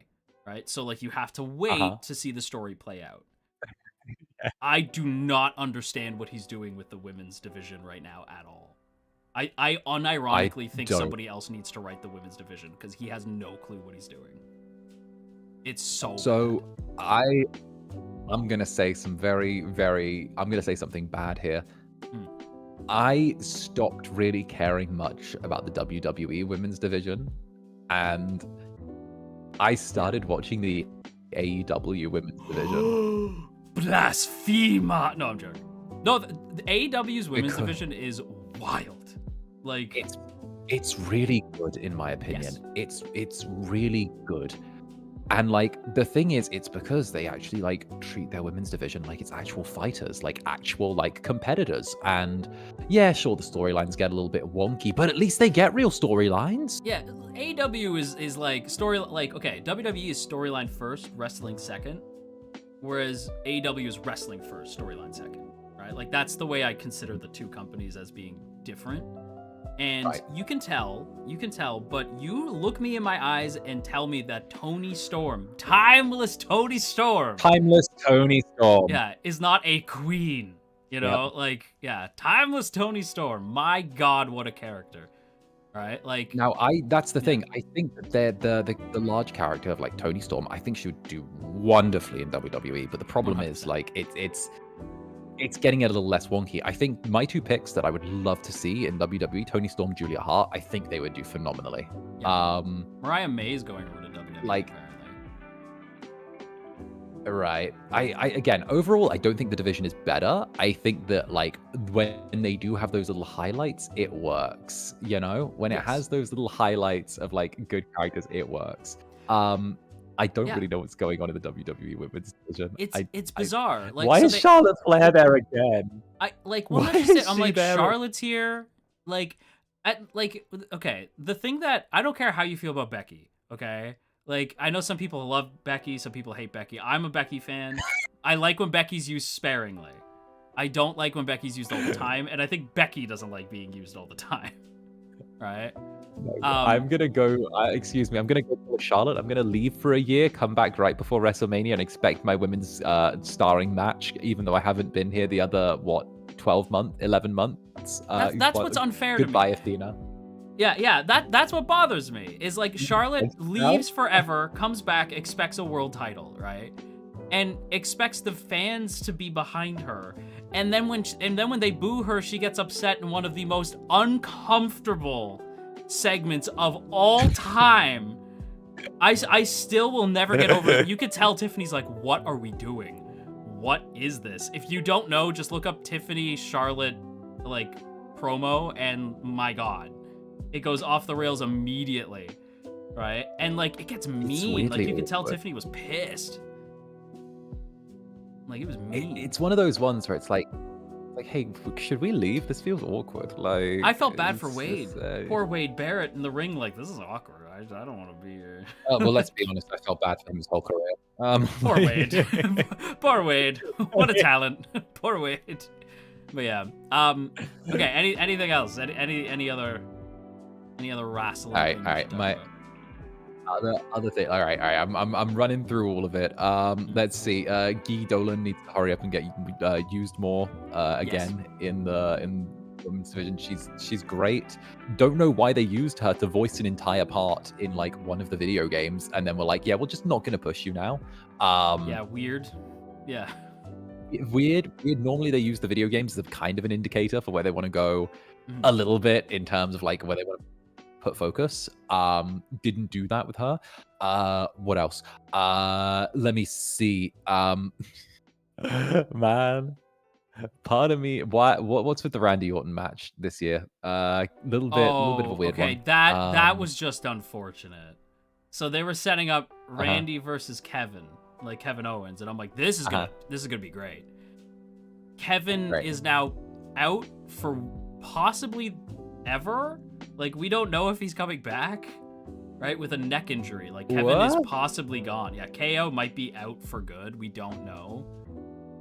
Because it's a pretty gnarly KO, like injury to KO. And so now Randy does not have a match for Mania. And everyone's like, it should be against Nick Aldis. Right? Like, that's who should be his Mania, like, partner. Because that would be so cool to see a GM put on the trunks and go out there and wrestle, because Nick Aldis used to be, I believe, TNA champion, right? Yeah, he had a good run. Yeah, good run. Or no, not TNA. What am I saying? No, he was TNA champ. But I'm thinking of it was TNA. Was it TNA? I'm pretty sure it's TNA. NWA. Either that or you just gaslit me. Yeah, it's either NWA or TNA. I don't remember, but he is a champion, and if you look up his stuff, he is very good. Right? And I love Nick Aldis. He's like, this is the first time in ages I felt like no offense to why am I forgetting his name? Like, no offense to the Raw GM. Full offense. You don't like him? Not a fan. I just feel like it's just GM getting in the ring has always been a bit of a fucking joke. Okay, could you imagine fucking Teddy Long going in the ring? Like, come on. Teddy would never. Teddy would call The Undertaker. Exactly. But yeah, it's like I've seen people say like he's gonna go up against somebody like surprising, like it's gonna be like when Seth Rollins didn't have an opponent for Mania, and then I have someone who I want. I have someone who I want. Aleister Black.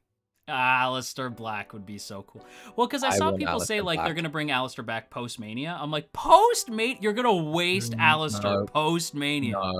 No, he's done so much to get himself. He did so much to get himself over in AEW with House of Black. He did so. Like, here's the thing, I don't pick one particular show that I like and that I stick to. I pick particular wrestlers that I think I'm interested in their careers, right?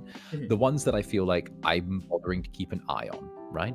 So Aleister Black was someone that fell under that for me because he had a really unique physicality. He had a really unique appearance with the tattoos. Honestly, I think they need something that's a little spooky and occult now that they've completely botched the Wyatt Six. Because when was the last time? When was the last time they were on TV? When was the last time they got TV time? Such momentum and everything, and just wasted. This is what I mean. Like, I'm like, trips. Like, because usually I'd be like, last year I'd be like, well, okay, if like this storyline wasn't going anywhere at the LA Knight, which I will forever be upset. That's my guy, and I will forever be upset. He should have been the main guy. They didn't make him the main guy. It forever bothers me. And he's U.S. champ, but and I was excited for him to have the belt back, but they're gonna give it to Jacob.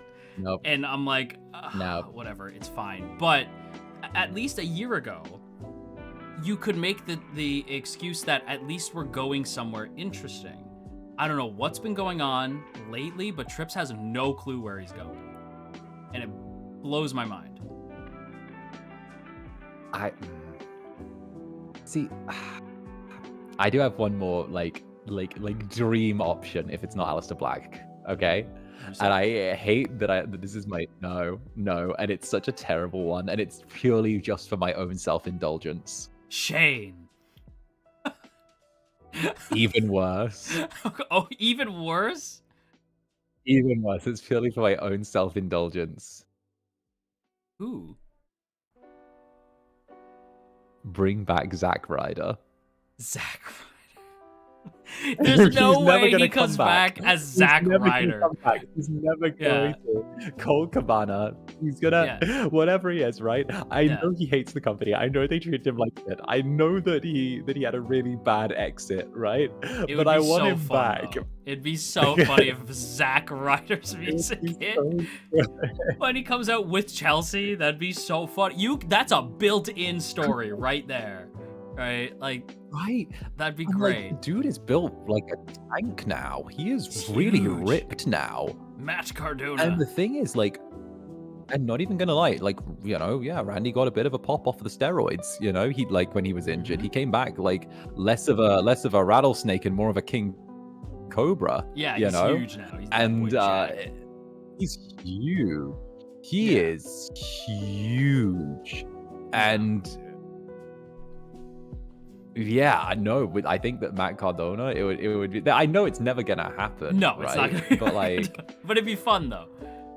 Yeah, because there's a built-in story. My wild card pick is I don't know how familiar you are with like New Japan, but a little bit, not super. They revealed recently that Tetsuya Naito has been wrestling without a contract for a while, and he decided to finally leave New Japan, right? My wild card pick would be Tetsuya Naito, right? Like, because that would be crazy if Randy's opponent was like Tetsuya Naito and he shows up, and because you could do like Los Ingobernables de Japón, right? That's his faction, right? The Ungovernables. Like, you could bring him over and he starts that faction in WWE. That would be absolutely insane, right? Like, and him and Penta would go crazy, right? Like, it would be like, I would love to see it. It'd be so cool. And like, Randy's just the guy he faces first. Like, it'd be so cool. I don't think we'll ever see Naito go to WWE, because I think it's just built in that he'll probably go to AEW. Just because they already have that connection. But that would be cool. My dream would be if, and everyone's like, no, every time I bring this up, I want a Shield reunion. That's what I want. I want Mox to go home.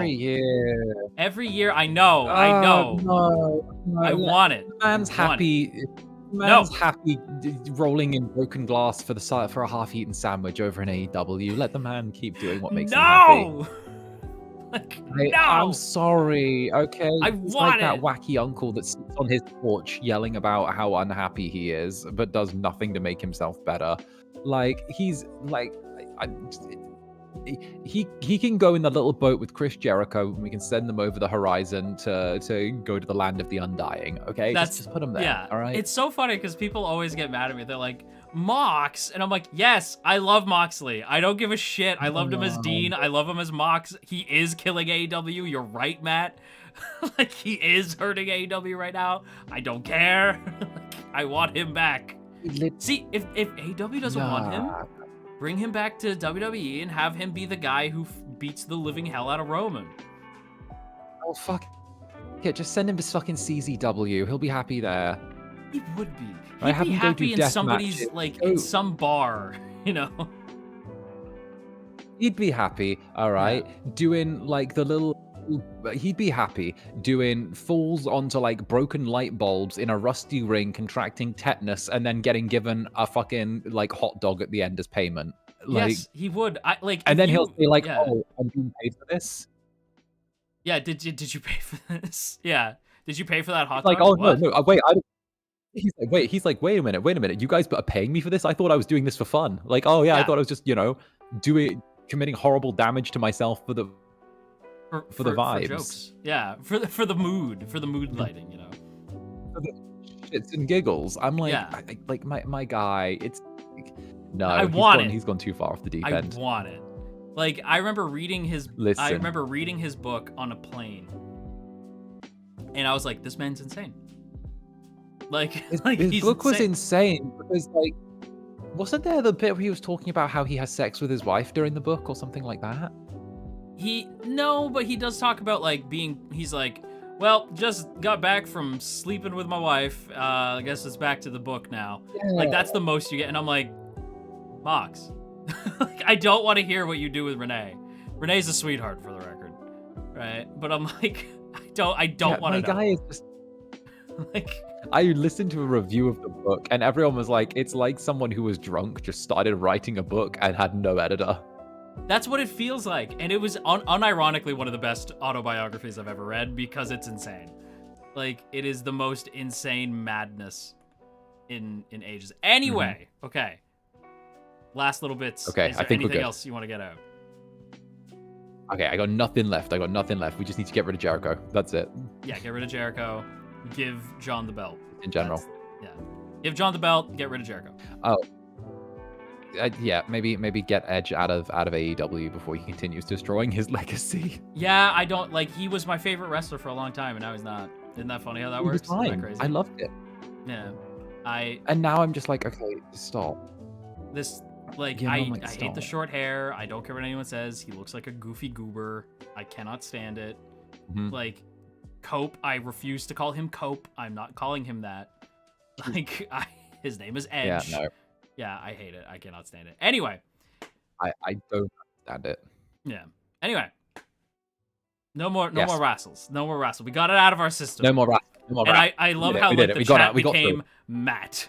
Like it just became Matt. Which I was like, okay, I'm sorry. Yeah. Us two and Matt are having a great conversation. I'm sorry, everybody. Like we're gonna wrap it. We're gonna move on. We're gonna wrap that up. Okay. Okay. Moving on. What is your most scuffed moment on stream, and how did you learn from it? Oh, my most scuffed moment. I have had quite a few scuffed moments. I've had quite a few. I would say it wasn't even like a moment. It was like a litany of moments. Where I had a period where I was running my whole streams off of a like half busted PC that had something that was like randomly dying and like turning off randomly during like streams. And I ran with that for about, I want to say 2 months, 3 months. I streamed with a PC that would randomly turn itself off, maybe like once or twice a week during streams. That's and brutal. I remember I couldn't buy like a new one, but like it ended up being like a thing, and I made it to the other side of things. And all in all, like it could have been worse, you know.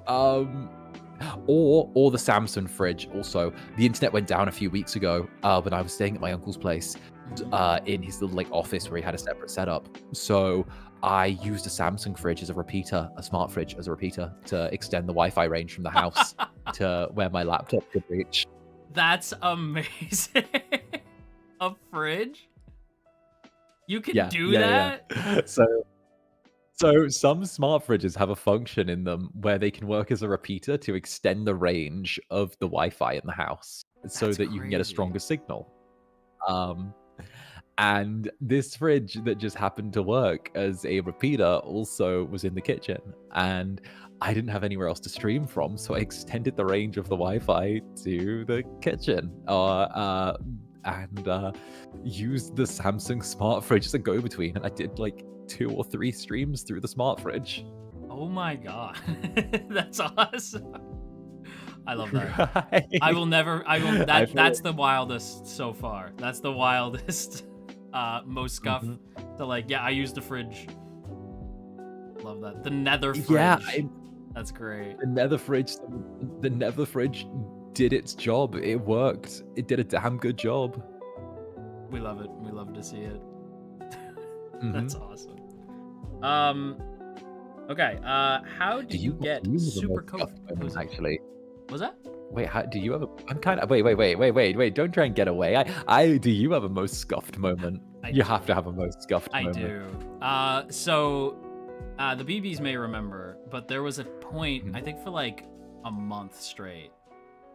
My microphone just stopped working.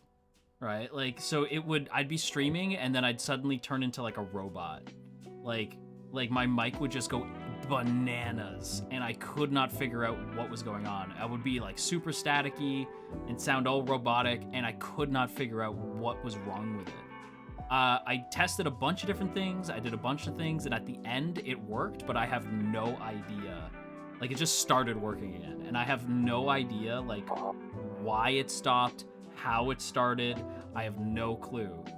It just was like this weird robotic era of time where like people would joke that it's like Athibot would take over, and it was awful. It was such a bad time.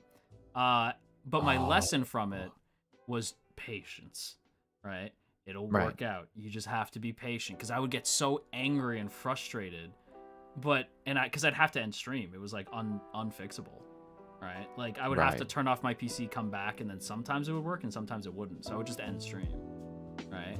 And it was always around like the 5-hour mark. It would always hit like, I'd be streaming fine, and then around 4, not 5, it would be like 4 or 5 hours, I think, right? BBs will remember. It was like the 4 or 5 hour mark, it would just suddenly go static. Like, it would just go crazy. And I'm trying to sit there do these like long streams, but I literally couldn't. I was being stopped at every turn, you know? So that was the worst. But yeah, patience and a little bit of luck will fix a problem. Don't get angry. Just be patient. That's the lesson. Yeah, but I was Mr. Roboto for a while. And the BBs memed on me. Wild. So rude. That's mine. Good. That's mine. Okay, yeah, no, thank you for sharing. Thank you for letting me share. Okay, I got another one for you. How do you get super cozy? Like, what's your ritual to get like post stream? You need to chill out. What's your go? Like, what's the ritual? What do you do when you're like, I'm trying to get nice and comfy? Yowie. Understandable. Excellent. All right. Okay. No. Yes, understandable. Right. So if I'm looking to get cozy, my big thing is I love being wrapped in a blanket. I normally have a favorite blanket, like a fluffy blanket, fuzzy blanket, anything like that. It is like my go-to. I love just having something that I can wrap around my shoulders and feel like comfy with, you know? Yeah. And I'd say getting into bed, getting my laptop, maybe not my laptop or just my phone or something like that, just wrapping myself up in a blanket and just feeling like warm and like covered is such a nice feeling. If it were up to me, I would like spend most of my time in bed. I would literally leave my bed to go to the gym. I would leave my bed to go to the gym. I'd leave my bed to stream, and I would leave my bed to like just like make food. But every other moment in bed, wrapped in fluffy blanket, watching something on TV. That's a big mood. I love that. That's great. Mm-hmm. That's the dream, is to just stay in bed. Do everything from bed. Right. Bed is like the best place to be. That, and also like I do love going outside, and I love like seeing things and going to places. So I'd say like a kind of a little treat when I need to unwind is also like art galleries. I love art galleries. Museums and art galleries, mostly art galleries though. If I can manage to like squirrel myself away and get into an art gallery to sort of be cozy with it, then I'll be happy, you know? Especially if it's got like a little cafe attached. That's like perfection. Yeah, that's perfect. I love the idea of like going to the art gallery, chilling out. Exactly. I like both. Going for walks. That's mine. Oh, nice. Walk. Yeah. Any particular setting you like to walk in? Do you like? I got my audiobooks going. Yeah. So I got an audiobook going. I'm walking through like a trail, right? Walking through the trail, find a nice bench, chill out for a little bit, be listening to my audiobook and gasping like when something scary happens, and then scaring the people walking by. Being like, and they're like, oh, did something happen? No, sorry, just this crazy thing happened in my audiobook. Continue on. No, but go on. Yeah. My go-to is I love going for, like, it depends on the season. Like summer, I love sitting, I have a hammock that I just lay in the summer, and I'll just listen to an audiobook, close my eyes, and just kind of like sway in the hammock, and that's where I'm like nice and cozy. Might have a little drink, might have a little something to sip on that's possibly alcoholic. I forget the name of this drink that I make. It is a Southern Comfort. I think that's what it's called. The Southern Comfort. Oh, Southern Comfort. Yeah. The whiskey. Yes. Oh, it's so good. Yeah, I'll have that with some ice. Super good. Very tasty. Yeah, so that with some ice, hammock, and an audiobook, and I'm golden, you know. And just leave me be. And that's perfect. Ooh, but if it's autumn, then a walk to the coffee shop, right? Get a latte, and then I will find the nearest pumpkin patch and chill out. Right? Like that's like I like to sit with like the autumn leaves falling, and I got like a warm cup of coffee. Oh, it's the best. Mm-hmm. Yeah, 100%. No, that sounds fantastic. I like that. Oh yeah. That's the perfect way to get nice and cozy. Go outside. Like that's what I'll say, BBs. Go outside. You too, Netherlings. You guys just go outside, get some fresh air. I'm telling you, it resets the brain. It's, you know, we love hanging out inside, but even me, a hikikomori, needs to go out sometimes. You know, reset the brain. It's important. Man, peak autumn aesthetic. I am peak autumn aesthetic. No, I'm summer aesthetic. Look at me, breaks my heart. What aesthetic am I? Am I like what season? I feel like you're very, I feel like you're like late spring. You know. Yeah, I think late spring. Yeah, that's I'm definitely late spring. You're autumn. I see like you. Yeah, I think I'm definitely more autumn. Because you've got like the lighter blonde hair as well. You've got like a certain like levity to you. Yeah. It's nice, you know. I feel like I don't know. Well, I want to be autumn. But the days are getting shorter where I am, and it's a little bit cold, so you have to wear a coat now. That's the best. You know, all that other stuff. It's the best. Listen, there's something about every I don't know why, but a majority of the clothes in my treehouse, right? In the treehouse where I live, is majority of the clothes are sweatpants and sweaters. Mm-hmm. I don't know why I do this. It's hot where I live. I don't know why I do this. I have to beg for autumn. I'm just like, please, most of my wardrobe I can't even wear. Please, autumn. Please. It breaks my heart. Yeah. Coat equals pockets, so it's perfect. That's true. True. Yeah. Okay. I have kept you long enough. It is time for us to work to our final section. Are you ready? Oh, I'm ready. Okay, hit me with it. Okay, this is where legends are made. The last gentleman who I had on here, which is Roy, did not manage to succeed. He was felled by the greatest of warriors, a stopwatch.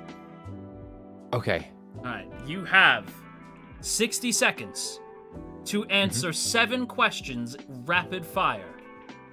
Okay. All right, you ready? Okay, might I ask what these questions are in relation to? They're just like your favorites. Okay, let's go. I'm ready. Here we go. All right. 3, 2, 1. Favorite book? Last of the Good Guys by John Carbone. Favorite movie? I would say favorite movie is going to have to be Drive with Ryan Gosling. Favorite anime? Good movie. Favorite anime, Overlord. Favorite video game? Favorite Fallout New Vegas. Favorite board game? Favorite board game is going to have to be Dead of Winter. Favorite band or musician? Favorite band or musician, Sewer Person. Favorite, and who is your Oshi? Who is my Oshi? My Netherlings. Perfect time. 49 seconds. Well done. You've made I it. was trying so hard. I needed to win. I was playing to win. Playing to win. I loved hang on, what was the board game again? Oh, Dead of Winter. Dead of Winter. That's the zombie one, right? Yes, that's the zombie one. Okay. Yeah, I've played that before. I know a goblin friend who is like big into board games, and he got me to play Dead of Winter. No, I want to play Dead of Winter. With like other VTubers, but like it's such a complicated game, and like it's such a fucking nerdy game that I need to find VTubers that are like a certain level of nerd, and I also need to find like potential perms, and I also need to like be able to be like, oh, because we've got Tabletop Simulator perms, and it's sold as like an actual thing on Tabletop Simulator, I think. Oh, and really? like, or maybe it's just maybe I just got a really good workshop item. I don't know. Maybe I could slide it past management without them noticing. But yeah, just be like, it's this game. It's fine. It's part of the game. It's like, it's part of the game. Yeah. Like, you'd be surprised at the amount of times I've done that. That's awesome. No, one time I, the Fears to Fathom series. Yeah. Yeah. One time I didn't want to wait for perms for Ironbark Lookout. Not Ironbark Lookout for what was it? One of them. I think it was like the holiday home place. So I literally just listed on my schedule Fears to Fathom, and when management asked me, I was like, "Oh yeah, it's Fears to Fathom. I'll probably just play, one of the older ones, since I'm working through them." And I literally was like, "Okay, done." I'm like, because I know management don't watch my streams. I'm like, okay, guys, don't fucking snitch. We're playing the new one. Okay, we managed to get it this far. No one's snitched yet. They never found out. We got perms like 3 weeks later, but I'm like, you know what? We went under the radar. That's so funny. It's like, no, everything's fine. Everything's daijoubu. Don't worry. Everything's good. But yeah, no, I'd love to play something like a really nerdy board game with like a bunch of other VTubers. It would be lovely. I'd be so down. I told a certain somebody that I was like, look, if you're ever doing D&D, please tell me. I love D&D. I love nerdy like board games. I am so down. It's the tricky thing is getting like perms and getting everything sorted for a lot of folk, I think. Yeah. But yeah, like I love board games. There's I played recently. There was a board game that I didn't even know existed, where it was like Mario Kart, but it was a board game. Super bizarre, like really cool, but like very bizarre to play. And like the only problem with board games that I find is like sometimes the rules are a little overly complicated, and then you play it and you're like, oh, okay, it's this. Like a game where it's easier to play it than explain it, you know? Yeah, I think that's probably like a really good way to describe it with I want to say like Dead of Winter, for example. It's not an easy game. It's not easy to learn. It takes forever to learn. There's a bunch of rules. There's a bunch of dice rolling. Yeah. But at the same time, it's so fun when you get everyone together and everyone starts turning on each other when supplies get low, and you start going, this person's the traitor. They're a traitor. They're trying to sabotage us. That's awesome. Yeah, I love that type of like those types of games. Like they're just too fun. I'm terrible at lying though. I will say that. Like any game that requires me to lie, I am awful. Like I'm so obvious. I think the only time I can't. The only time I got away with like a game like that was when we played Goose Goose Duck, and I don't remember what I did. What did I do? I was just very intelligent at one point. Oh yeah, so I was I forget what you call it, like where you have to, if you get voted, the dodo, where if you're voted out, then you win. And I made Nick think that I was it, because I was like, why isn't this working? Nick's like I was standing next to Nick and just said, like, I was like, why isn't it working? And Nick's like, that's a suspicious thing to say. And I'm like, what do you mean? And the whole time Fuchan was like, don't listen to him, he's fucking lying. Yeah, like, because Fuchan knows me too well, right? So he's like, don't listen to him, he's lying. Yeah, that was awful. My good, no. Oh, some of my favorite moments involve Nick when it comes to those games. Like all Yeah. of them, he's so good to have there. You know? Yeah. Oh, Nick is too funny. Yeah. Uh-huh. I will never forget when I was like, I don't remember when it was. Just somebody was like, "Oh, like you ever watch his YouTube channel?" I was like, "No." And they're like, "I think it's like Nightmind or something." And I was like, "Nick is Nightmind!" Like I had no idea. I was like, "Nick is Nightmind!" I was so shocked. And they're like, "You know who Fred is, right?" I'm like, "No." Like Down the rabbit hole. yeah, down the rabbit hole. I'm like, Fred is down the rabbit hole. I guess like so shocked both times. I was like, what? Dude. That was like the funniest moment I've ever had, where I was like, I'm so dumb. Like, I just didn't know. Oh no, it's really wild because like obviously Nick and Fred ended up being like my two best friends in VTubing. Like literally, like Nick and I and I like near enough inseparable when push comes to shove a lot of the time. You know, Yeah. so it's really lovely getting to see like Nick branch out as well from like Nightmind, do more stuff, like have fun with VTubing, and you know it's the same with Fred as well. And it's just so cool seeing how they've done their thing. Yeah, I was so shocked because I was like, oh my god, because I know them as this one thing, and then seeing them branch into VTubing I was so excited for that. Thought that was awesome. Yeah, it's been fantastic. Being in the space has been interesting because I get to see people evolve, you know, like go from like you were saying earlier, like baby corpo, to suddenly like knowing exactly what to do, how to behave. How to stream to a point where like they keep everybody entertained. Like watching everybody grow, I think is one of like the most fun parts, especially watching like going from like 1.0 to 2.0 to 3.0, right? Like watching the model itself evolve as the creator evolves is so cool. Yeah, sure. No, you're totally right. You're absolutely right with that. I am kind of really delighted to see kind of where evolution takes not only the people I know, but also like me myself as well. I you know, I'm really like we said, like I'm close to my evolution now. It's like what a couple of weeks until the switcheroo happens. So it's gonna be interesting. You know, I think you know, Fuchan's like another one who has like been really instrumental in that way for me. The fucking old sheep man. He that old man, like a stupid old man who like took me under his like stupid wing and was like, yeah, no, you're like my brother now, and I'm like, fuck you, I love you. Yeah. Well, it was so funny, like when people are like, because Fuchan he did the karaoke thing, and I assume people know things and I think that's like, and then I'm like confused when they're surprised because Fuchan was like, oh, like Athy, who I've known for over 10 years now, and everyone's like, what?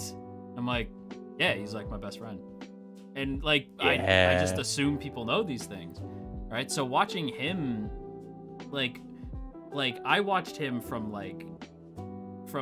you know, little cyborg to like full on shepherd, right? It's been such a trip to watch him evolve and grow, and I legit consider him as this like pillar in my life, to like not just as like a friend, but as a like creator, like watching him evolve and grow. And it's been great because like 10 years is just surprising.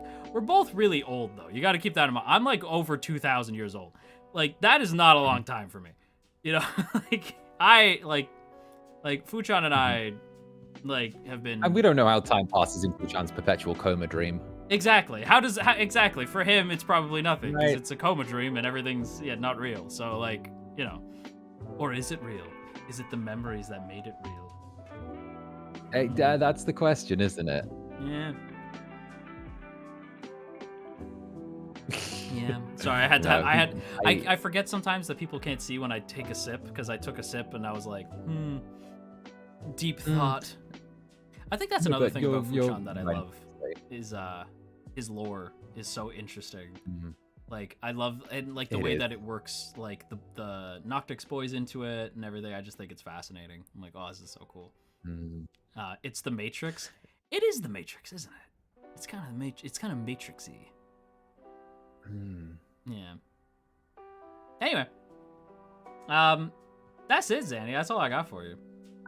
Well, heck, awesome. This was really fun. This was fun. I knew it was gonna be fun though. I was like, this is gonna be a good time. Yeah. Yeah. True. Yeah. Yeah. Anything you wanna toss in at the end there? Just in case? No. Literally, my 2.0 is happening the sort of first week of May, sort of way, early May. So it's gonna be May. Keep an eye out for that. It's gonna be May. It's gonna be May. I also have my Xander Netherbrand merch out right now for my birthday. It's out till the 21st, so you've got a few days left to get it. It's got body pillows. I got a dakimakura of me. The art is like so sexy.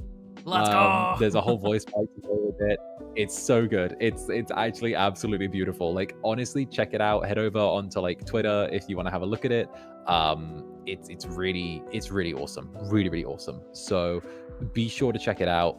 It is one of my favorite things that I've done, and of course, if it does do well, then it lets us do crazier things in the future with FSP. So just give me more ammunition to make the corporate overlords do what I want. I'm already bullying them, but I need to be able to like fully just coerce them at this point.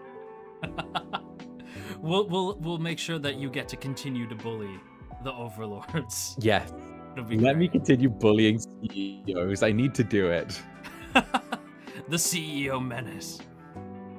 Oh yeah, it's also 180 centimeters, so it's kind of huge. It's like 6 foot or something. God damn, that's huge. Oh my god. I think that is.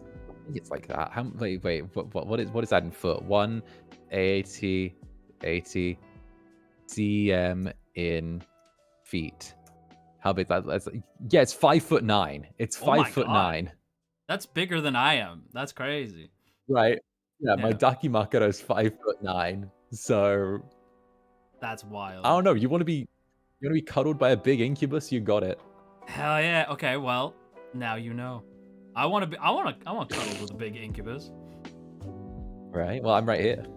Hey. I mean, that's what we've been doing. Hey. Right. That's what we've been this doing whole time. Yeah, like we've been hanging out. What's going on? Like, you guys don't know what's going on over here. We've been holding hands the whole time. Yeah, exactly. Yeah. Cut to the fan art of us holding hands. Right.